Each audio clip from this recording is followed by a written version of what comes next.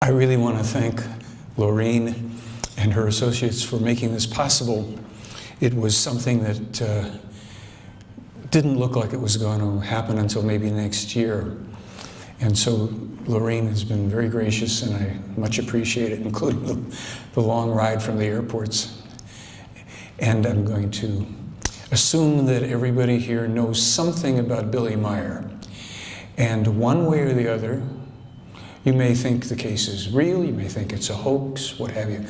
We're going to do something a little different today in terms of the way I also have presented the case publicly before. And what I'm going to do is go into this a little bit. I haven't timed exactly how far, 10, 12 minutes, whatever. And then I'm going to see if you do have any questions at that point, because the difference here today is, and this will also be for the record, for those of you that are watching this on a DVD or online somehow, we are shifting in our world in many ways, as we know, and it is time to make some definitive things known and positions clear, not to encourage people to believe anything, but that they may have a little more information and hopefully be able to use it in terms of guiding you, us, ourselves forward through these very interesting and challenging times. So this statement about the confirmed existence of extraterrestrial life being the single most important discovery, greatest discovery in human history, it's something I don't think people in the UFO field give much thought to. We take for granted many things. So let's take this statement one step further. That would be exceeded only by the confirmed contact between extraterrestrials and the people of Earth, or perhaps a person of Earth. So we are looking at this in a slightly different way. Instead of assuming that, well, this is just another UFO case and all of that, we're going to really be questioning the whole paradigm of ufology as we move forward here. And we are going to want to know what the criteria are, or is, that we use to determine the truth. And that, of course, is going to be dependent upon what the evidence is, how much of it, and what quality. So we're going to, pardon me, we're going to look at, who is Billy Meier from the earliest documentation. If you think about it, for a public person, his life is enormously well documented from the age of about 4. And supposedly this is his first, and I say supposedly because we're not going to presume that just because we're presenting something that it's therefore true. I will say according to the information in the case, especially on anything where I personally haven't been able to prove or disprove it. We'll get to that stuff that anybody can prove, but this is said to be his first extraterrestrial teacher, a man named Svath, who had been in telepathic contact with a parish priest named Father Zimmerman. Father Zimmerman was a kind of very forward-thinking man for the time and for the location. He had a good sense of humor. He was loved very much by the people in his parish. And he was open-minded enough to be able to receive telepathic content and contact from Svath so that he could be prepared for young Edward Albert Meier, that's Meier's given name at birth, to come to him. And we will see that by the time Meier was 7 years of age, he'd already had 2 years of contact with Svath, of being tutored and mentored by him. It is said that at that point, between 7 and 8, he had the thinking capacity of a 35-year-old man. Well, that's great, except when you're 7 or 8 years old in a classroom full of 7 and 8-year-old other ones, and you may know more than the instructor. He had a very difficult childhood in those terms. It was for about 11 years that he was tutored by Svath. And then Svath, who was said to be about 900 plus years of age when he finally died, Meier's mentoring was turned over to a woman named Asket, an extraterrestrial human being. We're only talking here about human beings. And she was from an adjoining universe, not a planet, not a galaxy, adjoining universe. And she mentored Meier from the age of about 16 on up, through a period of time in his 20s and all, when he was traveling around, mainly around Europe, Asia, Africa, Middle East, and learning, kind of as a vagabond, a hitchhiker, if you will. He still was a two-armed man. He worked on a typewriter. He was basically self-educated from his experiences traveling, and of course, being mentored by people who had vastly greater knowledge and information and technology than we do. In fact, at one point he was hanging out with a bunch of Jordanian partisans in the desert, and he can be seen kind of in the middle. There's a man with a white crisscrossing on his chest, and Meier is just to the left of that man. He lived a life, apart from all of this UFO stuff, of enormous adventure. He's still living it. He's 80 years old now. He was photographed here with the palace guards for King Hussein of Jordan in 1963. And in the 1960s as well, he was known as the Phantom in the Middle East. He had, when he was 16, he joined the Foreign Legion for a short period of time, and he learned all those skills of defense and offense and weapons and what have you. And he was a man who had nerves of steel. Yes, he was known as the Phantom in the Middle East. He was hired by police departments in Turkey, India, and West Pakistan to bring in serial killers and psychopaths, mass murderers. He never killed anybody. He defended himself, but never took anybody's life. He had skill with weapons, but he also had, as I say, nerves of steel and an ability to go into dangerous circumstances, stay relaxed, and do what needed to be done to bring peace and equanimity. In Pakistan, in 1964, the name Billy is given to him by an American woman who's traveling around and meets him and says, "Gee, you remind me of Billy the Kid." He liked that. Billy the Kid, American Western hero. As a matter of fact, if you get a chance to go to the center in Switzerland, he's got a photograph of Billy the Kid down at the end of one of the walkways on a wall there with the information about Billy the Kid, who in and of himself had an interesting, if not questionable life in many ways. So what we're going to do is look at what I call the foundational evidence from 1964. This is during the time that he was also not only being tutored by Asket, who we met a moment ago, and she is coming and interacting with him at the Ashoka Ashram. And this is in Marauli, India, outside of Delhi or New Delhi, the Ashoka Ashram. And he was taking photographs at that time. And this is where I want you to just pay a little attention, because we're going to, in a couple of minutes, we're going to halt this and just have a reality check before we get into the meat of the matter. These photographs, some of them have aged and they kind of look like sepia now. Some black and white ones remained. But the thing is that nobody's been able to quite explain how he managed to take these photographs. This is an enlargement. He couldn't have shot this with the camera he had. In this one, we see the bottom right, there's a kind of a silhouette you can see of a woman who was there at the time. These 8 craft, who were all piloted by people who work with ASCAT, from what is called the DAL, D-A-L, universe. Nothing to believe, just information. Well, these kind of photographs of lights in the sky is what we usually get in terms of ufology. Nowadays, if you have some UFO photos or films, they'll be better quality, but you're going to be seeing some things that are still unparalleled. This is, to me, one of the most interesting and important photographs of all. Now, this image that you're seeing here of the photograph came from a film that we took in 2006. It's a film that's available as a DVD. It's also freely available online. It's called The Silent Revolution of Truth. I was working on this film with a young friend, a German guy, and Billy had opened up his album for us in his office, and we got right down with the camera there because this was so unusual looking. Now, we were this close and closer because we wanted to see if this photograph, has he put some white adhesive tape in there? Is it painted? What's this white cross doing in the sky? And it was in the photograph. There's no special effects. You'll see in a minute the camera he took these with.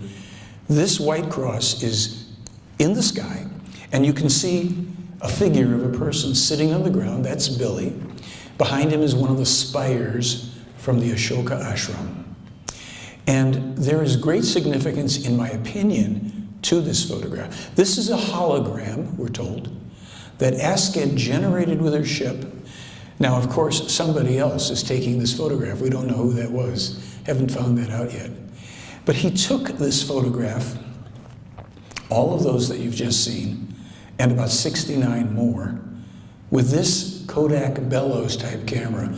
My father had one of these things. It's a 1940s camera. You're lucky to get a photograph. There's no special effects you're going to pull off with this.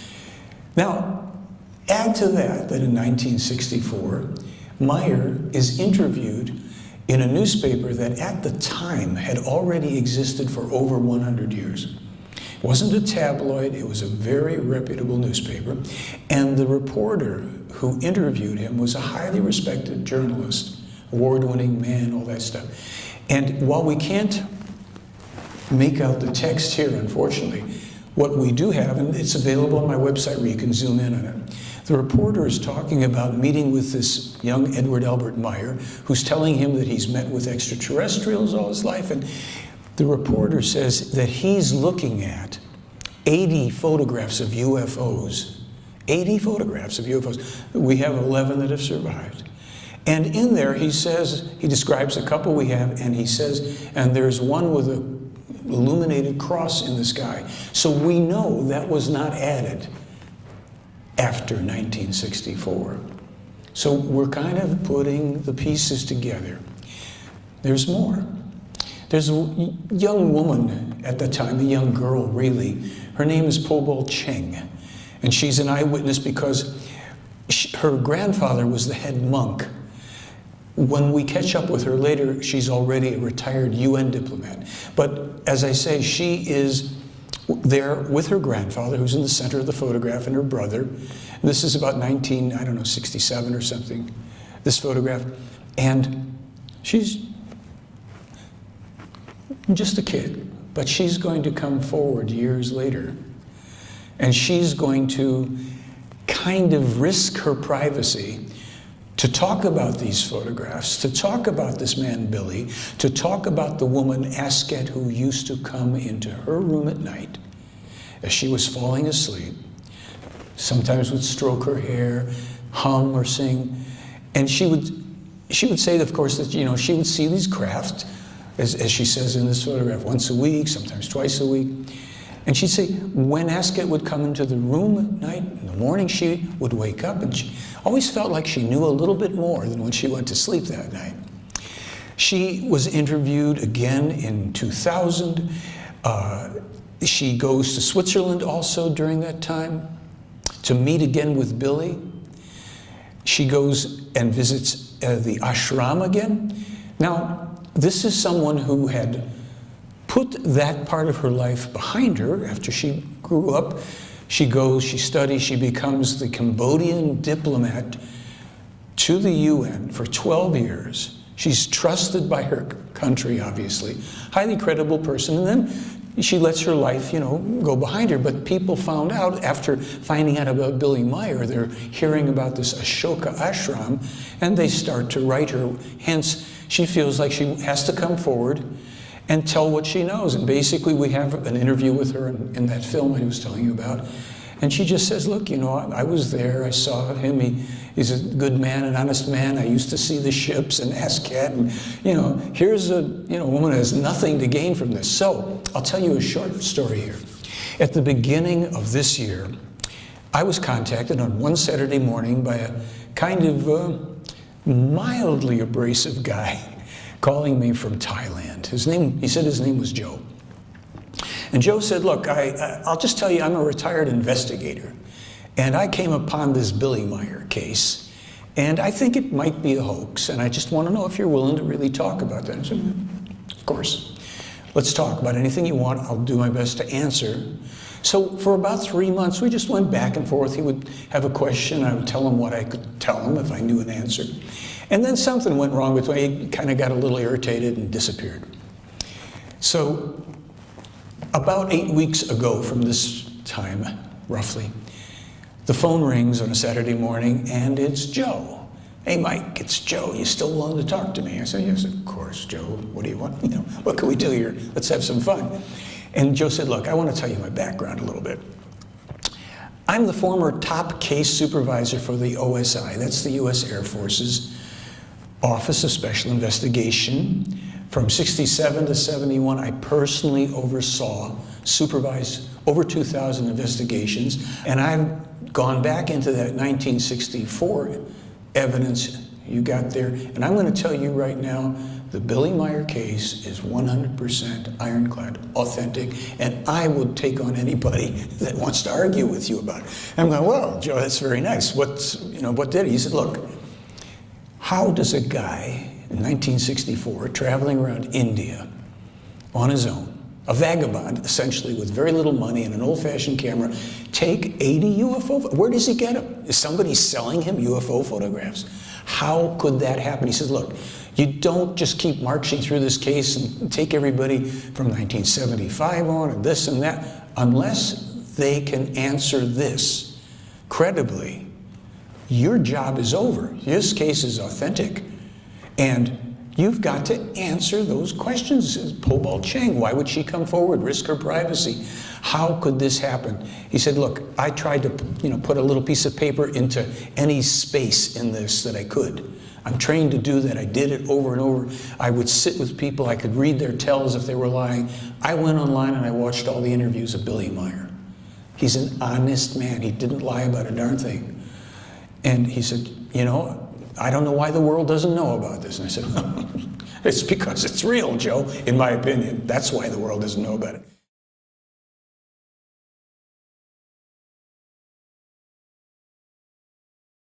We're going to move now to 1975, to when what's called the official contacts begin. We're going to examine some of the evidence. There's so much here that we really can't do it all, but we're going to get an overview.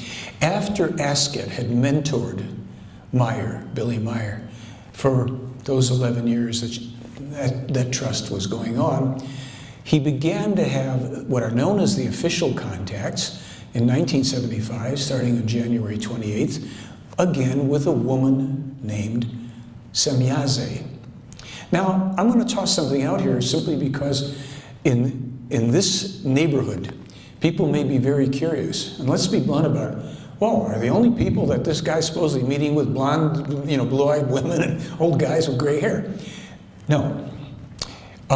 We will find out in time, and we will hear at this moment, according to the information of the case, which is something you'll hear me say perhaps frequently, the universe is teeming with human life, skin color variations over 340, height, size, number of digits, all varies. Myers met with people of, we would say they looked Eastern European, perhaps African, Asian, people who we would say look more like the red races. It's not a racial thing, it's a human thing. We are all connected everywhere. And we'll just leave it at that for the moment, and we can always discuss more about it. In 1975, Billy Meier had already lost his left arm in a bus accident in Turkey. He didn't know how it would happen, but he had been told 10 years in advance, you're going to lose your arm. There's nothing we can do about it. You'll have the choice whether or not you want to continue with the contacts and with bringing this information to your world or not. And your life is going to be very difficult. You will be married, you'll have children, but it's going to be anything but a picnic. Good luck. And they continued to meet with him. He told me at one point, he said, about 1 year before I lost my arm, I was on the beach in India. And I was looking around and I saw a man with his family, and the man only had one arm. And I thought, Oh, that's right, I'm going to lose my arm.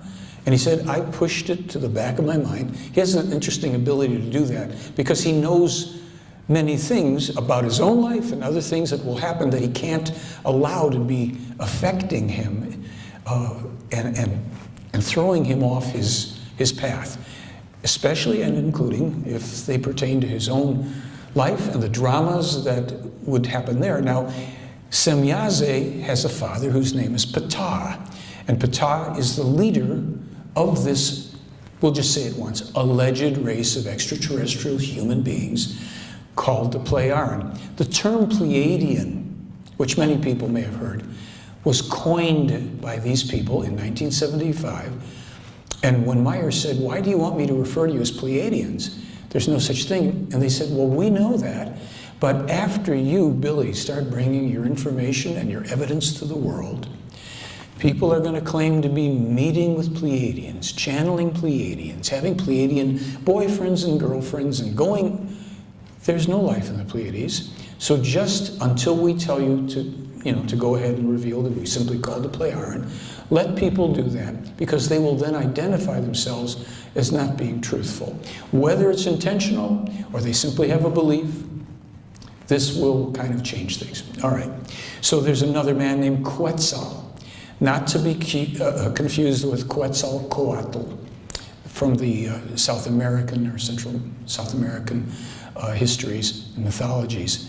He is one of the higher ranking, if you will, people who assists in this mission. The term mission is used to describe that this is a body of work that has people supporting it in certain numbers, off-world people, and that it's intended to be brought to us on Earth for us to do with what we will, without coercion, without belief, and without being forced in any way, shape, or form to accept it or to start any kind of a religion, a cult, no kind of,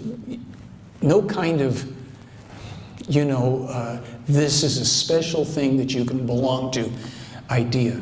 Some people have thought that, oh, this must be a cult and what have you, and it does not in any way, shape, or form, in my opinion and experience, almost 40 years, fit that category. If there are questions about it, we can address it. There's another woman, her name is Florina.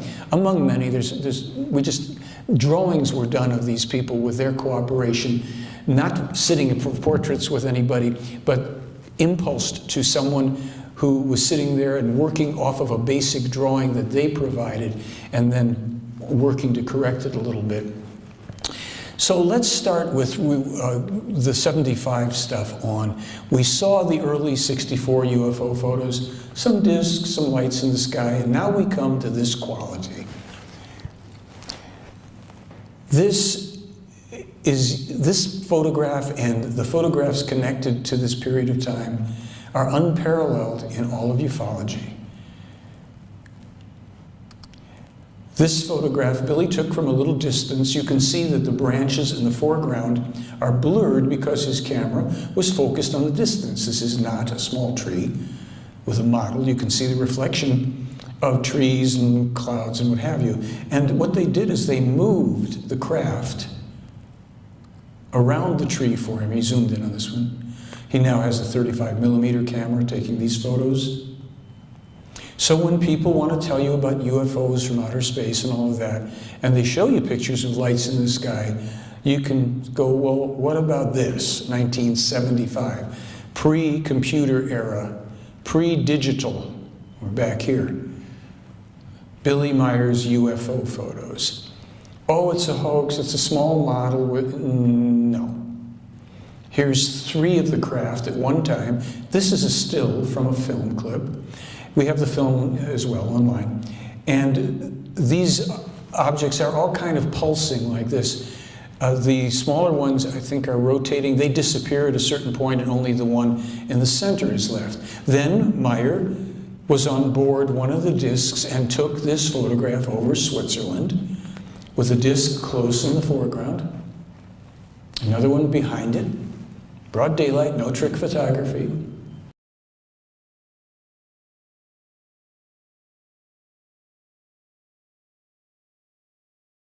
There is a coincidence, of course, about the base here at Dulce. I happen to know a fellow up in Flagstaff, where I live, who I met and who has, he had no knowledge of the Meier case at all. His background, though, another guy named Joe, his background is he was an Army Ranger, a sniper, and then he worked in secret weapons development. He worked at Dulce. He worked at Camp Navajo in Arizona.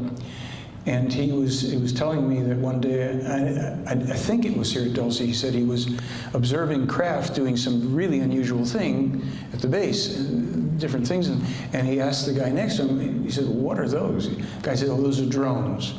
He says, no, they're not drones. Drones don't make right-angled turns, and drones don't make the hair on my head stand up when they pass over. So he also told me, and I have this interview online for free, you can see it. So I asked him about Dulce and alien abductions. He says, well, aliens? No, there's no aliens at Dulce. He said, you know, I can take a team of Army Rangers into a neighborhood at night. We can pump gas into a home. Let's say the people are already asleep even. Make sure that they're really put out. We can go in, we can change things around, we can give, you know, strange memories to them, we can play with them, basically, and then leave. There'll be no sign that we were there, and they'll think that they've had an alien encounter. My point is this. I would never say that people haven't had certain experiences. The problem is that we can't say, if we experience something, we think we always know what it is, or sometimes we can say, I don't know what it was, which is better. I was talking to Lorraine about this, and I've talked to a lot of people. This whole narrative that's been given to us about aliens have come here, they work with the US government, they've exchanged their technology for permission to do abductions and examinations on people. Well, here's the problem with that. If you are already a highly advanced, technologically advanced, long-lived race, you've developed space travel, maybe hyperspace travel, and all the rest of it, and you can do the things that supposedly happen to people, you don't need our government's permission to do it. Nobody creates treaties with our government, of all the parties on earth, to not create treaties with for more weaponry and technology. Sorry, folks, it's us. Now, let's just say this. Everybody in life has their role to play, their path to walk. In reality, we have all sorts of different societal structures. We have economic, political, military, governmental structures, and people dutifully do their work in them unless they come to a place of conscience where certain things don't allow them to do certain things anymore. There have been alternative craft in development on planet Earth since the 1920s. The first sightings of real extraterrestrial craft during modern times were during the First World War. Over the battlefields of Europe, there were craft seen hovering around. Each side at first thought it was the secret weapon of the other side, until nothing happened to anybody, nobody was attacked by them. And then the powers that be, the leaders of different countries, decided in a conspiracy of silence, we're not going to talk about this because it destabilizes our own power. If we admit that there are craft and beings outside of our constraint, our control, we don't know what their agenda is, chaos will ensue. We can't control that. Therefore, if it ain't bothering us, we're going to continue to do whatever we do on this world. And that was carried up into the 1940s when the Roosevelt administration was made aware of the fact that there was extraterrestrial life of some form. There was an author named H.G. Wells, and there was an actor and director, producer, filmmaker named Orson Welles. Their names were spelled differently. They were told under threat of death to them and their families that they will produce a radio broadcast called The War of the Worlds. Little evil green men invading New Jersey or whatever, men from Mars, whatever the story. Films have been made, we've seen it. This was part of the active disinformation campaign to create evil aliens for us to be afraid of. because we tend to make other beings in our image. And this goes back to things pertaining to extraterrestrials and quite possibly to religions and belief systems as well. This information from the Meier case about there not being aliens behind these so-called abductions and the whole genesis of this disinformation. There is more information. We'll talk about the Roswell thing in a moment or two or at break. But this whole cover-up of the Meier case, yes, the fact that there have been other extraterrestrial craft seen, and possibly other extraterrestrials seen, some people here have seen other beings or whatever, let's just say, okay, that's happened. We don't have contact with those beings, either with the Plejaren or with others. In 1979, contact with the Plejaren was offered to the Carter administration, and they turned it down. Now, I'll tell you why they turned it down, and I hope nobody takes great offense at what is in this material. It simply is what's in this material. You don't have to agree with it, certainly. Don't have to like it.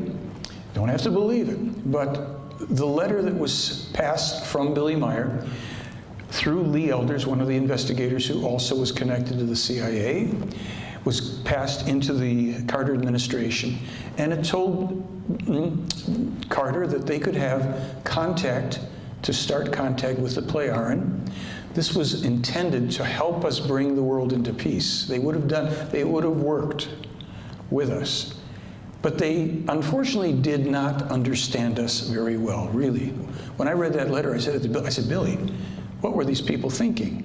Sure, this part of it where they say, you may not molest our ships, you may not molest or harm Mr. Meier, who will be our intermediary for a while here, but you have to tell the people of your world that all the belief systems and religions are made up and fantasies. And I said, you brought this to a president who was what, a Baptist preacher? You think there's a chance on earth that he's going to go for this? So whether or not that's true, whether people are offended by that or what have you, they're human beings, but they didn't know us well enough. They didn't know that you can't simply come forward and challenge people's belief systems and think you're going to get cooperation.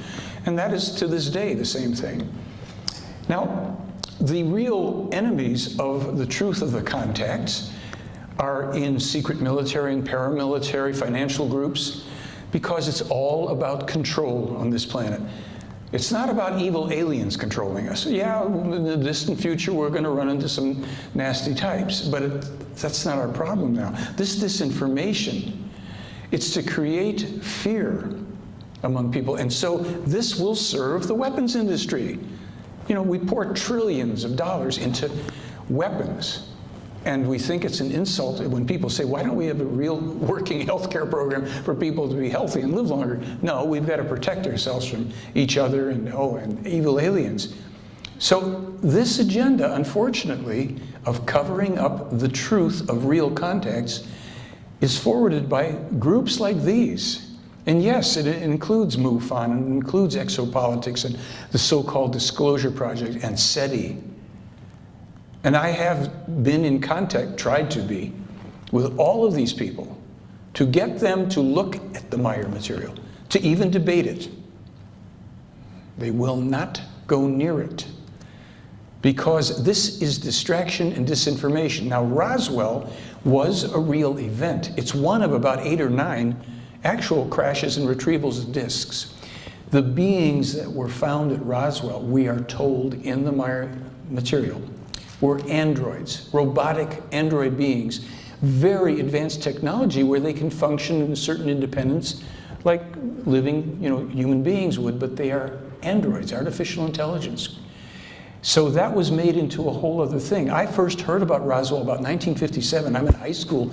A kid I knew comes up to me to talk about his dad's in the Air Force and told him about a crashed flying saucer that they took to an Air Force base in Ohio. I think we've come to know that as Wright-Patterson Air Force Base. I'll never forget that. I knew where I was standing in that school at the time because I was really interested, even way back then, about this. So we get the phony congressional hearings where people, usually former congresspeople, are paid $20,000 by this terrible group, Exopolitics, which is a major disinformation group, to come and pretend that they're going to talk about UFOs and extraterrestrials. And the problem as well is that with groups like Disclosure or Exopolitics that parade in all these witnesses, all those people are telling the truth, meaning, I'm going to give them the benefit of the doubt. They've seen something, they were in an airplane or whatever, it was flew by. The problem is it doesn't make it extraterrestrial, and nobody has one piece of evidence that it is. So these things are all hyped up, and they get hyped up through media and entertainment. Fax the government, I was told by Stephen Bassett of Exopolitics. He told me, I know the Meier case is real, but it's not time for it yet. Can you believe that? You have the thing you claim to be looking for, and it's not time for it. This is because the UFO community and industry, not the people that are sincerely interested, you want to know the truth. You came here because you want to hear what this perspective is. Whether you agree with it, like it or not, you're curious, you'd want to know the truth and figure it out. The industry, and that also includes SETI, perpetually, searching for extraterrestrial intelligence. No, they're not. I've sent them stuff. It's mind-boggling what we've provided to them. What I haven't shown you in this, and which I'm about to get into some more information here, I didn't include in my presentation all the scientific stuff, astronomical information, published by Meier anywhere from 5 months to 60 years before we officially discover it. That's how knowledgeable these people are that he meets with. But these groups and organizations, they don't want to know. And the reason is, I call it the empty room. If MUFON ever, as an organization, and I've challenged them for years, if they would ever say, the Billy Meier case is authentic, and everybody leaves the room. They're not going to listen to more presentations on lights in the sky. What for? We want to know what this is about. So the bombshell with MUFON, and remember I told you there was a guy who still worked at Orbital, and he's the source of this quote. Most of MUFON's public information was intentionally bogus or redacted. The US State Department and the CIA basically controlled this activity. He was told this by a regional director for MUFON, who was trying to enroll him as some higher up in the MUFON structure. And the guy told him, well, we have to vet this information if there's good. A lot of these sightings, the reason people are encouraged to do sightings, you're doing research for the military. You are coming back with photos or films, if you can get them, or eyewitness accounts of how craft look, what you can see, what you can't. Now, I'm not going to tell you that people haven't seen extraterrestrial craft. I've seen extraterrestrial craft, I've seen terrestrial craft. But most of what is going to be seen and reported to MUFON is going to be people doing, unknowingly, research for the military. How nice. There is a higher standard of proof, even beyond everything I've shown you already of Meier's stuff. And that's the prophetically accurate information. And that's derived by these people from an understanding of the universal, immutable law of cause and effect. That's the way everything works in life, cause and effect. So they know how to do calculations and projections to come out with very accurate information. They also use time travel sometimes. But let's just go back to 1946. 1946. 71 years ago, young Edward Albert Meier is being told about the main causes of the climate change, which will become a climate destruction triggered by the mass of humanity, through which the entire earthly ecosystem, the climate, the atmosphere, nature, and the whole planet up to its very foundations will be destructively included. 1946. At the same time, in 1946, Meier is told about the coming worldwide terrorism, about a refugee immigrant problems plural, that would be actually initiated by a woman in Germany who would open the floodgates irresponsibly and allow criminal elements to flood through Europe. We'll have more on that in a minute. And we'll be having more on that from here on out in our world and our country. Financial collapse that is coming to this country as well as to other countries in the world. The environmental destruction, we mentioned it. Widespread racism. There's going to be More of that. We haven't seen enough of it in this country and elsewhere. All of this stuff, and this is bothers a lot of people, it's caused by overpopulation, by human beings overbreeding, outstripping the capacity for the resources of the planet, not only to produce sufficient food of good quality that hasn't been robbed of all nutrients, but breathable air, disposing of the wastes from animals and human beings. The system is, according to these people who are scientists as well, you know, quite scientific, there is a balance that nature has that we have long gone out of touch with. We do not, certainly in the Western world, I don't think this is a surprise to many people here, we've just ignored the wisdom of nature and the wisdom of those who knew and understood nature and tried to live by nature's laws. In 1948, Meier is told about the space satellites that will go up, about the moon landing hoax, the one that would be false, the first one. He's told about that 21 years before it happens. He's told there will be real moon landings, but the first one won't be. And there's more on that in this case too, including what happened, how it was done, he's told about the Kennedy assassination, the US-Iraq Gulf Wars, Islamist terrorism, not Muslim terrorism, but Islamists who would be radical people who were psychopaths, pathological killers, under a banner of a religion that they were not really a part of. There would be huge quakes and volcanic eruptions with new land arising in the Pacific and the Atlantic, and they told him already about an EU dictatorship, the European Union, that would push along with the US to try to provoke Russia into a war, which if they succeed, kiss it goodbye, because we don't win that one. There's more information we're going to come to in this, for those that want to sit through this. Rampant child abuse, which we've never seen such epidemics of that as have been, you know, being revealed in the past decades. The sea quakes that are going to come, we'll be seeing those starting fairly soon with the giant tsunamis. We've seen a little bit of the beginning with the events in Indonesia and Japan and all that, but there are huge calderas that will be erupting. And see, when they told him back in the 40s, keep your eye, and I'll get to more about that, about these eruptions. Svath told him back then, we have a whole thing. There's a place in Italy, it's in Italian it's called Campi Flegrei, Phlegraean fields, the fields of fire. And that when that erupts, that's at a time when great quakes are happening in central Italy, and then the eruptions of Vesuvius and Etna, Stromboli, and especially this, which is a caldera. Parts of Italy and other countries are going to be going into the sea in the coming times. There will be a huge amount of this environmental destruction and upheaval coming, not to scare people, but you should be warned, because when you see certain things going, if nothing is, you're going to go, wait a minute, I think we heard about that. Well, Meier started to publish this stuff long ago. When he's 14, he's publishing information himself. He comes out at 14 and sends, with the help of a school teacher, sends all this information around the world about these ray weapons and vibrational weapons and damage to the ozone layer. He's told about it in the 40s. He publishes it in 51. All of the modern technology, we've got the electronic stuff. As I said, all this stuff with the quakes and the environment destruction, and the early ventures into space, genetic engineering. Now, what we have to say in all fairness to science is everything is a double-edged sword. You know, all science isn't bad. I can speak into a microphone so you can hear me better than if I just stand here with a little voice trying to reach you. How we use our technology. Obviously, so much of it is used in the wrong way.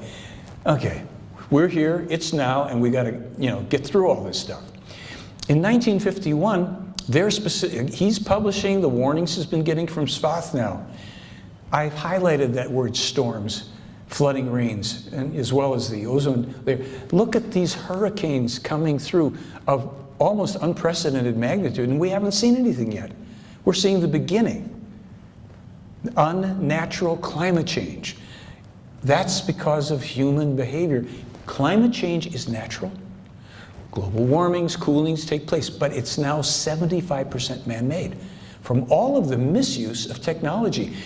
In these years, in 51, 58, and 64, Meier's environmental predictions cover all of the things you see here, the rising temperatures, the change in the rain and precipitation patterns, glacial melting, climbing sea levels, which are going on now.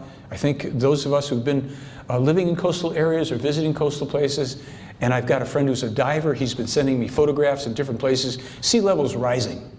There's no doubt about it. The extreme weather, environmental events with the disaster, it's coming. Then there's pandemic diseases, and they can be spread when you've got these kind of environmental crises, you know, and food and water shortages, disputes over refugee resources. Now, why did I show you these? Because in 2014, the Pentagon comes out with their own findings about what they call climate change threat multipliers. They are the exact things that Meier began warning about in 1951, that he was warned about in the 1940s. But he also, in 58, talks about phantasmagoria through movies and televisions, as they later will through a worldwide interconnecting of computers and electronics. Like some of the elders had spoken about the web of communication around the world. Meier isn't necessarily the first person to talk about all of these. He's the first person to talk about all of them, but there's people in different times and places who've mentioned these things, but they usually have a piece here and a piece there. So this is a time when the upheavals have begun, they're underway. And in 58, he writes, terrorists will spread murder and destruction worldwide, and then, you know, go back and hide in the cracks in order to come out again and do it. Then there will be an unimagined impending asylum seeker problem. 1958. See, this is about a bit more than UFOs and extraterrestrials, I think. No matter what, you're going to go, okay, wait a minute. You know, talking about asocial elements emigrate and who release a crime wave. People's possessions and their very lives are not safe any longer. And in terms of 1976, he's told that a lot of these earthquakes, volcanic eruptions and stuff are due to what? Taking the oil and the gas out of the earth, mining of the ores, damming waters, overbuilding cities. And Semyaze literally says to him, the earth collapses in on itself. Can you say sinkholes? You know how much fracking is going on even in these areas? They are making Swiss cheese out of the land, sucking the life out. And then, you know, there's a guy, I'll mention him here, this guy on the internet named Dutch Sins is the name he goes under. He predicts earthquakes. He predicts earthquakes with an 80+% accuracy. He's very, very good. He uses cause and effect. He understands how energy moves. He shows, using Google Earth and stuff, he shows where the fracking's going on by the hundreds of wells. We don't stand a chance against this. Suicide. In 58, Meier forewarned specifically 2 U.S.-Iraq Gulf Wars. And he goes on, he says, the second one will be led by a president who's the son of a former president. That's George Bush Jr. He again names radical Islamist terrorism, the fall of Berlin. He names AIDS by name and foretells plastic credit cards, portable phones, the internet, and again, now he mentions the, as yet to occur in 11 years from then, hoaxed moon landing. The danger of IS terrorism in 58, he specifically says, and it will be that fanatical Islamists carry out bloody revenge on the distant descendants of the Christians for their earlier crusades when they accomplish their deadly and destructive acts through irrepressible terror all over the world. So people think, oh, it's not such a big deal. We're still seeing stuff here, folks. So let's see if we can get a little more from Meier here. These are clips from other films. Das wird weltweit sich greifen, wenn nicht endlich wirklich etwas getan wird, das greifend ist. Die einzige Lösung wäre eigentlich eine multinationale Friedenskampftruppe. Das ist das Einzige, das wirksam ist, denn nur da unten die Syrer und die Iraker gegen den IS, die können rein nichts ausrichten. Und mit dem Bombardement, das die Amerikaner veranstalten, da unten wird auch nichts gebracht. Das ist nur Geldmacherei. Jede Bombe kostet sehr viel Geld, die sie runterschmeißen. Dadurch wächst die Waffenindustrie, macht Profite und damit hat es sich. Aber es ist nichts damit getan, um den IS aufzulösen. So, I want to find out if, did anybody have trouble reading that? Basically, just to tell you, what Meier has said here is that all of this stuff is mainly to make money for the US weapons industry.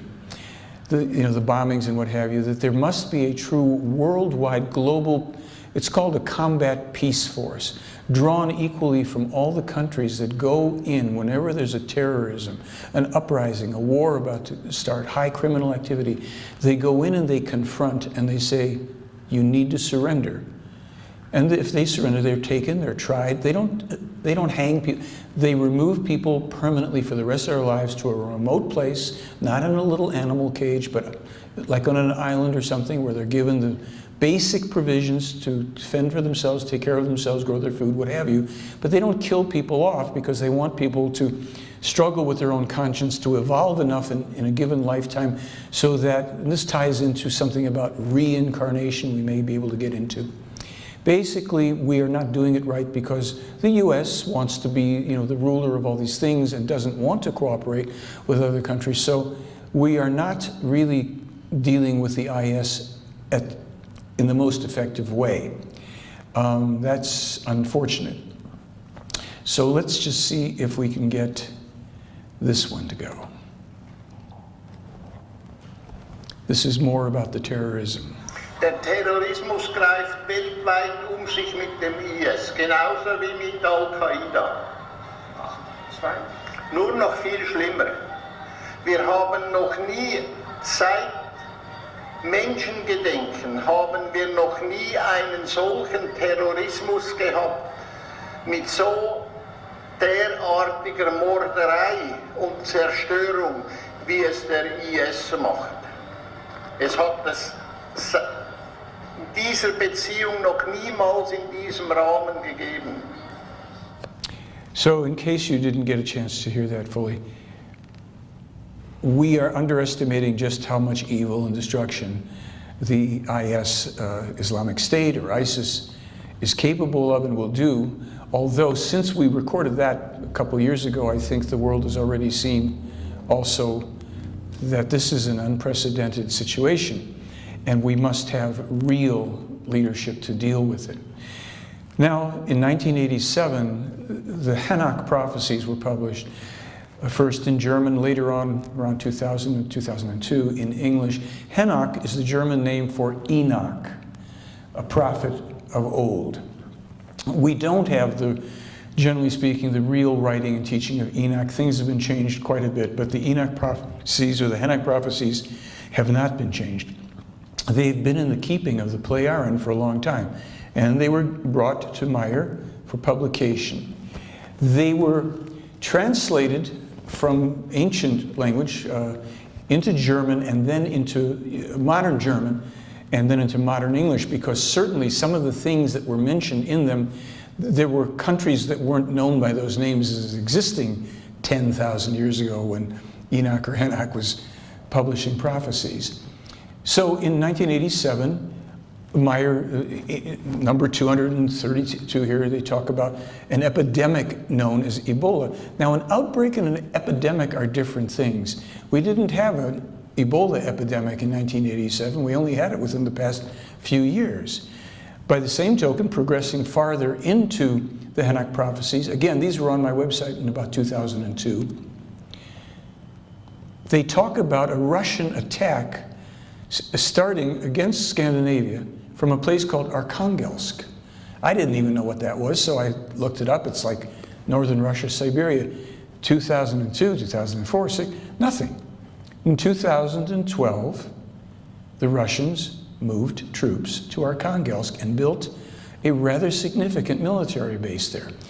I learned from a guy I had known, a retired doctor and physicist, known him for over 50 years, a skeptic of this when we reunited. He thought this was crazy. And I sent him Meier's information on this, and he had me come and bring a camera to tell me, the man is not crazy. I was in the military. I've flown over that place.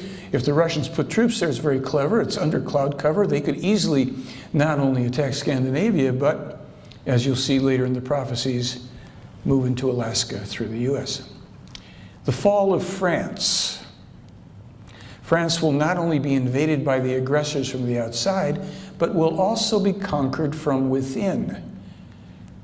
We jump down to 259 to find out that he's talking about the foreigners of a different religion living in France at that time, specifically Islam, which will be this force working from within.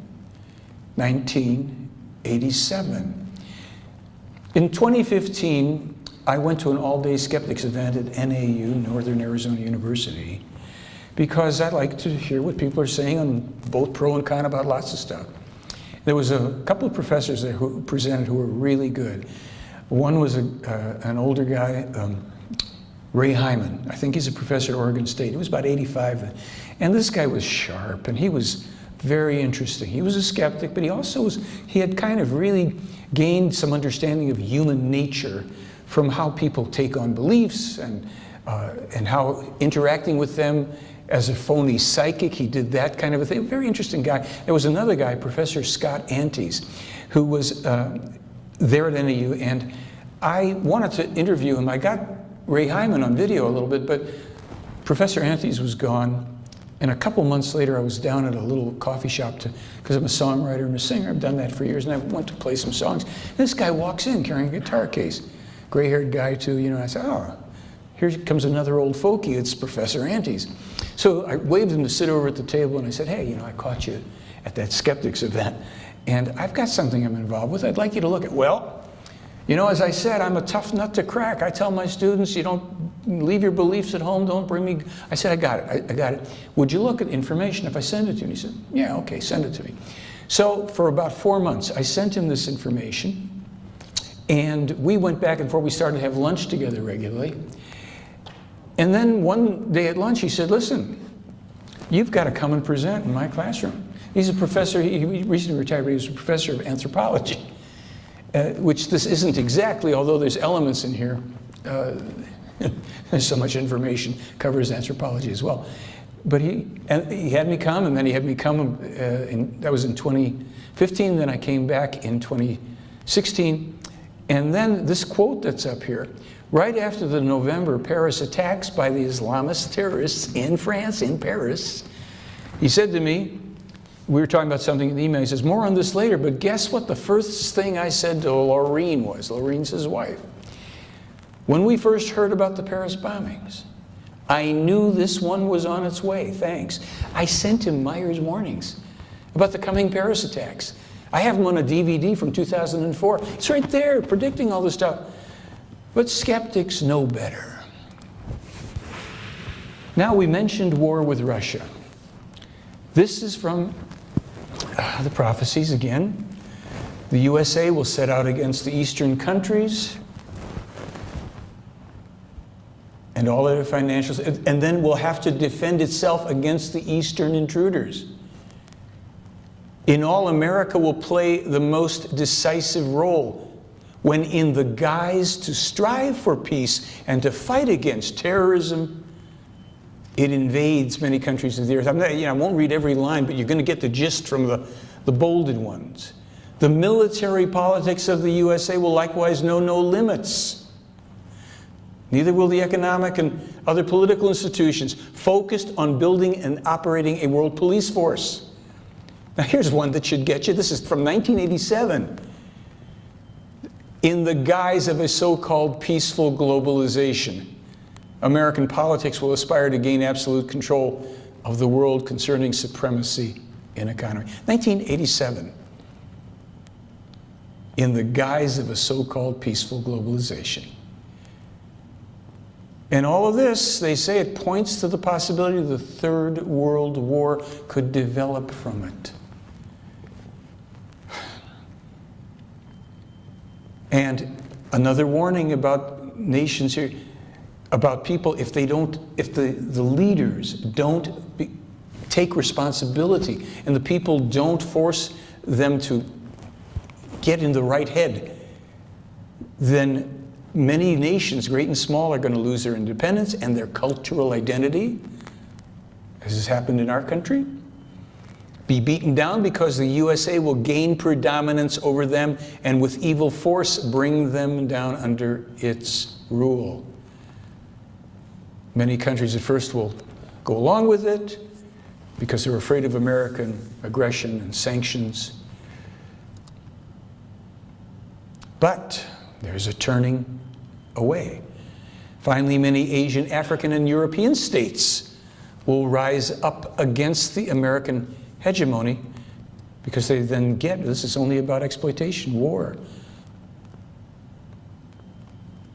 So there are puppet states that will be in existence, and then there's the turning away from the USA, which we see these elements popping up in the world. These are from the prophecies.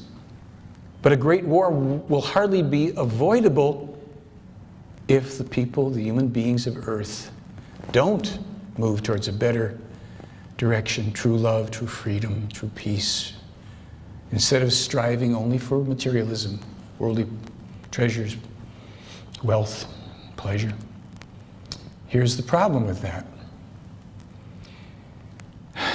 Not even all the terrible happenings will hinder the USA in continuing to proceed with its actions against other countries. Even when the North American continent will be stricken by the most terrible catastrophe, the asterisk goes right to Yellowstone. That's the third caldera that Svarth told Meier about in the 1940s. The one on the American continent cannot be prevented from erupting. It's only, we don't know when, that is overdue. And then he says, even when that occurs, the most terrible catastrophe that's ever been recorded, evil military powers will wreak havoc with computerized and nuclear, biological, and chemical weapons, whereby it will also happen that computerized weapons become independent and cannot be controlled any longer by human beings. Have you not been hearing what Stephen Hawking and Elon Musk are now also warning about? Why these AI, these creatures, this whole thing, they can turn against us. Yes, and it's going to happen if we don't have wise enough people. It's here, printed in black and white from 1987. Oh, excuse me, from actually 10,000 years ago, if we want to go there and try and figure that out. Yeah, America and Russia will have the most terrible weapons, and they will clash with violent force. And here's a funny statement. At that time of conflict, whereby Canada will also be dragged into this conflict. Why would Russia drag Canada into an attack against us? Well, just a few years ago, Canada started to vie for the mineral rights at the North Pole, deliberately against the Russians who had laid claim to some territory. Then Canada made a separate treaty with the Eastern European state of Georgia, which ticked off the Russians. 1987, 2002, none of this had happened. None of this had happened. There it is again, you know, the enormously deadly systems of computer-controlled weapons that are only in the beginning stages of development today. Now, this next part is unpleasant, but it may be familiar to some people who had people telling them about this. As already mentioned, enormous natural catastrophes and rolling walls of fire and violent hurricanes will rage all across America, while in addition, all the terrible effects of war will bring thousandfold deaths, destruction, and annihilation. America's largest cities will be absolutely destroyed, and firestorms will cause great disaster and misery. I'm not a cheerleader for this coming out. It's just that are we going to pay attention at some point? Far in the West, it'll be different. The United States of America will be a country of total destruction. Why? With its global conflicts continuously instigated by it, continue far into the future, America is creating enormous hatred against itself worldwide. No secret any longer, I don't think. As a result, America will experience enormous catastrophes, which will reach proportions barely imaginable to people of Earth. The destruction of the WTC, i.e. the World Trade Center, by terrorists will only be the beginning, published first by Meier in 1987, told to him first in 86, 87, and 89, and recently they told him what actually did bring down the WTC.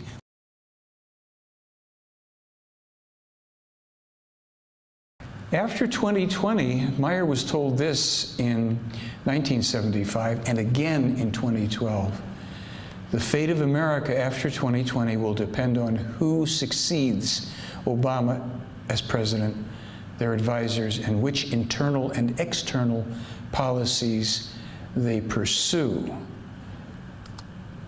Pata said to him in 2017 that in terms of the environmental events coming, because he was talking to him pending all of this, it's too late to change any of the environmental things, because he was talking about storms coming to Europe, Greater Eurasia, and all of that.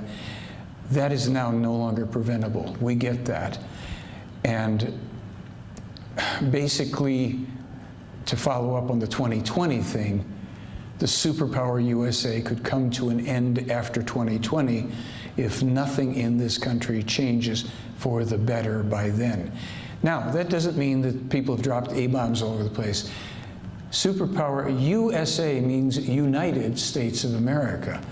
And if what they're talking about with civil wars, which some of us may see are kind of in motion, it means that 2020, after 2020, we may be in that kind of a state where the anarchy and the breakdown is such that as a United States of America superpower, it's no longer what this country is. But it doesn't mean that certain things don't proceed. Strangely enough, most people may feel at this point, when I pop this next one at you, the core of all of these problems is in overpopulation. Now, this is not a call for eugenics, for killing people off, and all of that. It's really talking about the balance of nature and what happens when you go out of balance with it. And there's very, very specific remedies, which they're all available. We can talk about how they talk about staggering births, so that that there's a periodic allotment of births rather than people just constantly every year breeding millions of people per day and whatever's going on all over the place, because we're doing this to ourselves. Again, it's not about eliminating people, killing people. Now, there may be people that think that they want to do that, the so-called various groups that want to kill off the population, but let's remember that the so-called elite and powerful people still need people to work for them. They don't want to do the stuff to keep the production of things going that they rely on other people to do. So these are, other things to think about. In terms of solutions, the real solution then, it isn't just in floating an idea here or there. It's about studying a teaching. Like if you want to study car mechanics or electronics, you don't go to a belief system, you go to a teaching and you test it. This is a non-religious, belief-free teaching about complete 100% self-responsibility, understanding the law of causality, which we can see in all of nature. So we have to see things exactly as they are, not with hyper-happy New Age Band-Aids, not through the filter of doom and gloom, not pretending. We use something called neutral positive thinking. And that means when we see things as they are in reality, we then can choose what we will do with our own thoughts and how we will regard. Will we continue and perpetuate thinking that leads to certain feelings, that leads us to act certain ways, or will we change that? Some things that when we see them as they are, and the way means also inside of ourselves, That's fine. We can continue. Other things, we recognize they don't work, externally or internally. And the teaching is about how to think so that we can think effectively, and we test our thinking and how we feel about it and our actions, and then we start evaluating the results of that.